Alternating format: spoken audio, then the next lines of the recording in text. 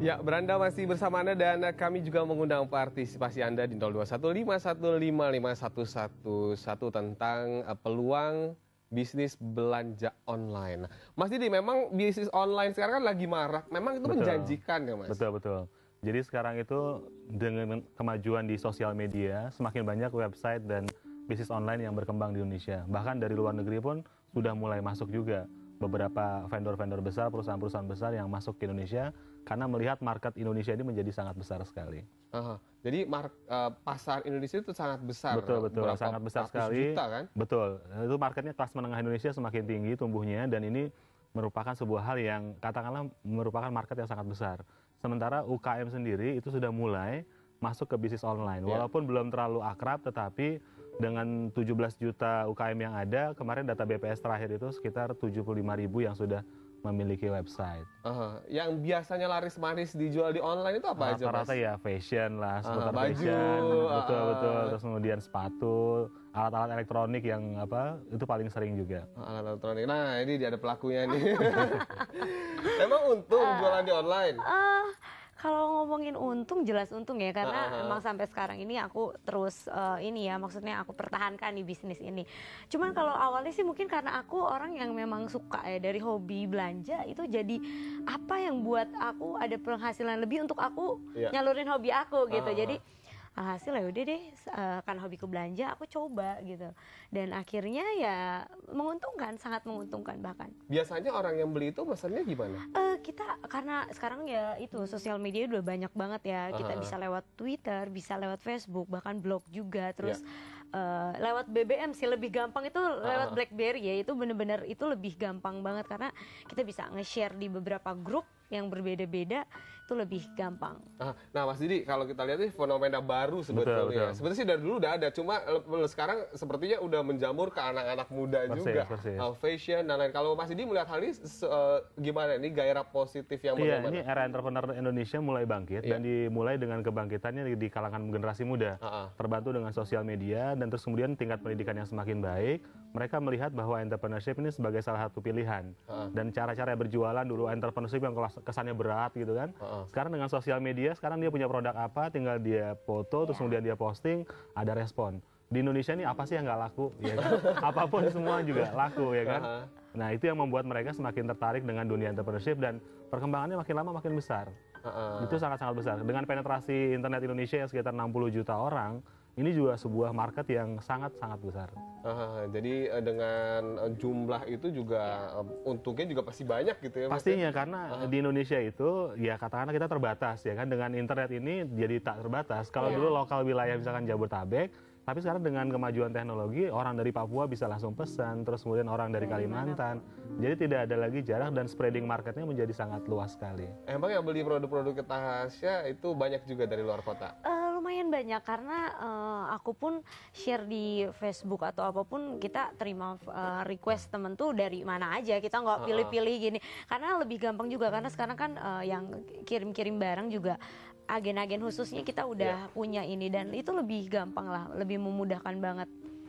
Kayak gitu. Dan pemesannya banyak ya? Iya lumayan sih karena aku juga segmennya aku ngambil ke remaja terus ya dewasa muda gitu, jadi mereka lebih suka gitu sama barang-barang yang lagi happening sekarang. Apalagi sekarang misalkan dunia entertain tuh bener-bener ini banget ya, misalkan masuk trennya Korea atau trennya apa, itu lebih justru ke kita lebih menguntungkan lagi. Wah enak banget deh gitu kan, ini gue punya nih baju yang dipakai ini misalkan girl band ini gitu, itu lebih lebih cepet lakunya deh gitu. Wah ini kayaknya Mas Didi senang banget nih karena Mas Didi ini dia punya komunitas tangan di atas, dia mendidik generasi muda untuk membuka usaha kemudian juga memulai usaha dari nol. Ya jadi bisnis online ini juga bisa dikatakan ya seperti memulai usaha dari nol juga ya Mas ya? Persis, dan bahkan sangat mudah. Jadi di antara teman-teman di komunitas tangan di atas itu 90% memulainya dengan bisnis online. Karena kita nggak harus sewa toko dulu, ya kan? Betul. Banyak sekali kendala-kendala yang ketika orang mau mulai bisnis. Dengan bisnis online, skat-skat tadi itu bisa dikurangi sehingga orang bisa running bisnis secepatnya. Dengan biaya yang sangat-sangat murah sekali. Biaya marketingnya murah? Sangat murah. Murah.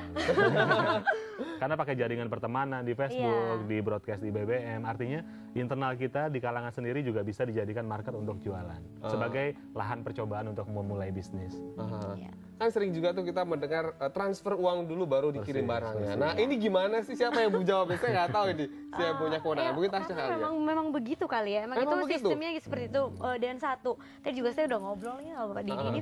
Memang kita pakai sistem kepercayaan gitu. Jadi benar-benar kita harus membina kalau nggak gitu. balik lagi gimana?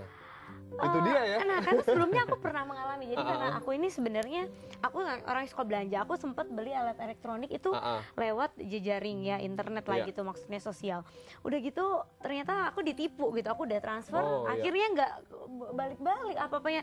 Setelah aku confirm ke nomor itu ternyata nggak bisa dihubungi, ininya nggak bisa, bener-bener itu dari situ aku mulai wah kalau gue jalanin bisnis ini gue nggak mau sampai orang ngalamin apa yang gue alamin gitu. Oh jadi justru itu motivasinya. Iya gitu. Kalau di kita itu kata kuncinya kepercayaan, trust itu. Karena dengan membangun trust, kalau di sosial media di dunia canggih sekarang ini rekam jejak kita itu terekam semua di media. Bisa ya Mas? Betul, karena sekali kita berbuat yang katakanlah tidak proper, terus kemudian mengecewakan konsumen, ada yang testimoni misalkan, dan itu spread ke misalkan di Google ya pasti kerekam, pasti ya kan? Ada. Dan itu menjadi track record orang untuk katakanlah memban produk tersebut. Tapi kalau produknya bagus terus kemudian ada testimoni, ini pun akan jadi word of mouth yang sangat-sangat dahsyat sekali. Iya, jadi peluangnya sangat besar dan juga bisnis kepercayaan itu yang paling penting. Bahkan ada teman saya lebih nekat lagi.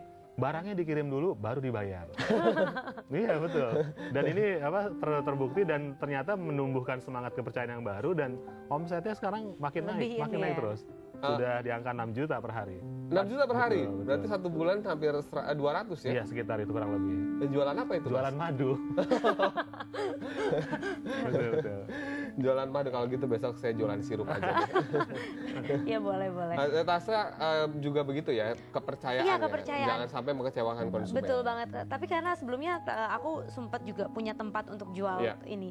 Aku lihat ya ini karena online ini aku juga lebih bisa maksudnya meminimalisir pengeluaran aku untuk biaya marketing lah, biaya ini, tempat apa gitu. Itu jauh lebih hemat sekali. Jadinya aku nggak mau dong, aku udah bener-bener sekarang enak nih di sini terus aku mengecewakan konsumen, kan kayaknya nggak etis gitu. Jadi sebisa mungkin kepercayaan itu aku akan jalin sebaik mungkin.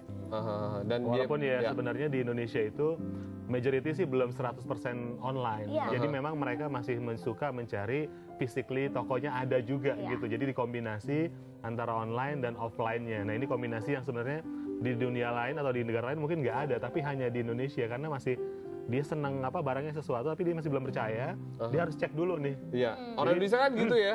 Saya begitu ya. Yakin. Jadi sebuah kesempatan. Tapi ketika mereka buyers jadi beli, itu menjadi custom yang loyal. Bahkan next bisa jadi advokat customer. Jadi yang mereka bisa membela produk kita bahwa orang ini bagus kok, produknya bagus gitu. Nanti kita lanjutin lagi ya, makin seru perbincangan kita pemirsa. Jangan kemana-mana karena Beranda masih akan kembali tetap di Jak TV.